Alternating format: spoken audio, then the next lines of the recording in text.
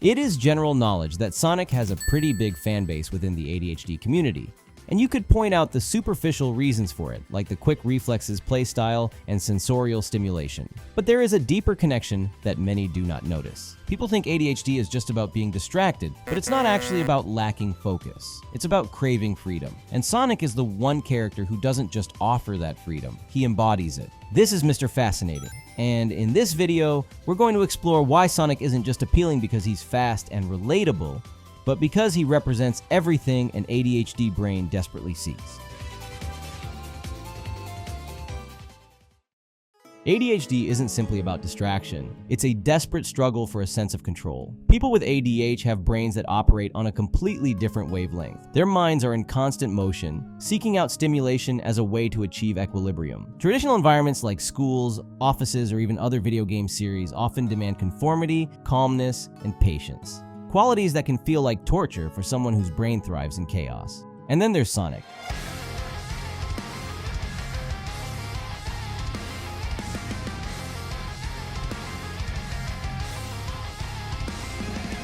Sonic's world isn't just fast, it actively rewards impulsivity. Unlike most games that punish you for acting without thinking, Sonic's universe celebrates quick decisions, rapid movements, and relentless speed. Every choice is validated instantly by collecting rings, dodging obstacles, and feeling that exhilarating rush of acceleration. In Sonic's reality, impulsivity is power. It's a strength, it's a skill. This isn't just about going fast, it's about reclaiming a sense of control that society often strips away. For people with ADH, this isn't just gameplay, it's liberation. And in our own reality, when you are not bound by dated, unjust environments like the school system or workforce, but are truly creating and moving forward on your own, impulsivity and quick action is just as rewarded as when you're playing Sonic. Which explains why people with ADH frequently become wildly successful once they finally find their real purpose. Finding that is where Sonic's philosophy comes in. The world wants to trap you into a neat little box. It wants to tell you when you should wake up. It wants to tell you when you should arrive home. It wants to decide for you what you should do. But Sonic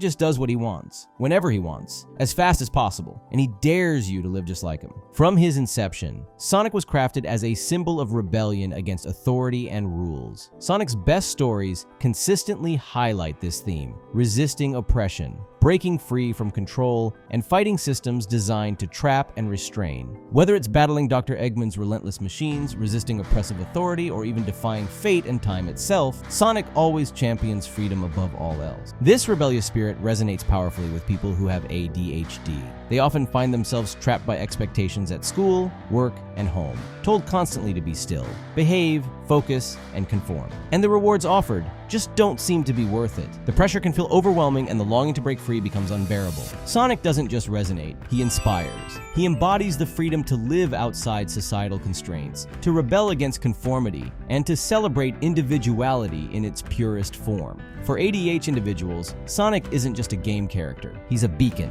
a hero who symbolizes their deepest desires, to live unapologetically, to break chains, and to find true freedom on their own.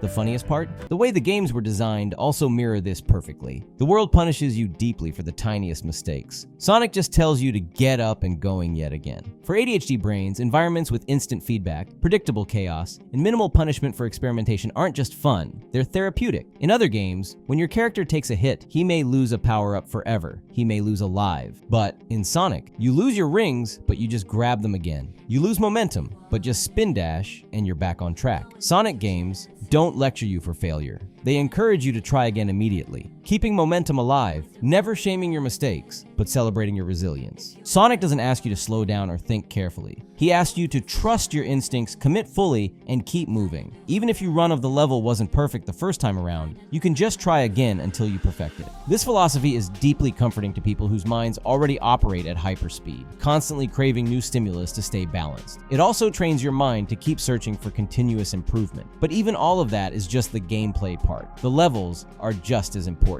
The world gives you incomprehensible tasks that barely have any reason to be done. Sonic gives you clear goals that are simple to get good at reaching. There's a reason Sonic's levels are iconic, and it goes far beyond visual appeal. People with ADHD aren't just drawn to Sonic zones because they're flashy or fun. There's something deeper, almost hypnotic, about the structure they provide. ADHD brains don't seek chaos for chaos's sake. They crave patterns they can master and repeat, rhythms that offer predictability within excitement. Sonic's level design deliver exactly that. Familiar sequences with just enough variation to feel fresh each time you speed through. Zones like Green Hill, Chemical Plant, or Speed Highway are built on this repeated yet evolving pattern. It's a comforting paradox, structured chaos. Sonic stages, with their intertwined pathways and rhythmic pace, offer a perfect reflection of this psychological balance. Each zone feels like a dance, a rhythm that rewards you for pushing forward rather than hesitating. Once you notice this connection, you realize Sonic was always running with purpose. But deeper than that, Sonic was always loud and clear. Sonic isn't complex, but he is intense. And for someone with ADHD, that intensity matters deeply. People with ADHD often experience emotions on a heightened scale, feeling joy, frustration, excitement, or anger more vividly than others. It's something difficult to express and even harder to be understood for. Sonic, though, lives this reality openly and fearlessly. He doesn't just feel, he moves. When he's happy, he bursts forward in a blur of motion. When he's angry, he confronts his foes head-on, unfiltered. He doesn't hold back, he doesn't hesitate, and he doesn't overanalyze. He experiences and expresses fully without shame or second guessing. For ADHD fans, this emotional clarity is powerful. Sonic validates the big emotions they carry inside, often misunderstood or dismissed as being too impulsive or too dramatic. A lot of Sonic stories are made fun of for having loud, emotional cutscenes with very direct dialogue. Yet that is the genius of it. Through Sonic, their emotional view of reality is portrayed as something admirable, passionate, heroic, and real. In a world that tells ADHD individuals their feelings are too intense, Sonic reassures them that intensity isn't a flaw, it's a superpower. He turns emotional extremes into bravery, impulsivity into heroism, and passion into strength. And once you think about that, you start noticing that everything about Sonic was made to be like this. At the heart of Sonic's universe is something uniquely comforting for the ADHD brain, a sense of predictable chaos that acts almost like a visual and auditory stim. The sparkling rings, rhythmic music, and the satisfying rush of speed combine into a sensory experience that is thrilling yet grounding. It's predictable yet exciting, comforting yet adventurous, exactly the kind of sensory input ADHD minds seek to maintain equilibrium. Fans return to Sonic again and again, not just to relive childhood memories, but to find emotional balance in the sensory patterns his world provides. Making Sonic run, jump, and spin through loops becomes a calming ritual, a way to regulate emotions when the world feels overwhelming or unclear. Ironically, a game renowned for speed becomes a source of emotional stillness and comfort for ADHD minds. Sonic's constant motion allows them to be still in their own heads, a paradox that speaks volumes about why he resonates so profoundly. Sonic is more than a video game mascot. He's a validation of a life lived differently. He embodies the promise that intensity, chaos, rebellion, and speed are not problems to be solved, but strengths to be embraced. When ADHD fans see Sonic, they see themselves. Not broken or wrong, but exactly as they're meant to be. Free, powerful, and always moving forward. So, if this resonates with you, subscribe, and let's run with perseverance the race set before us. Not in spite of our powerful speed, but because of it.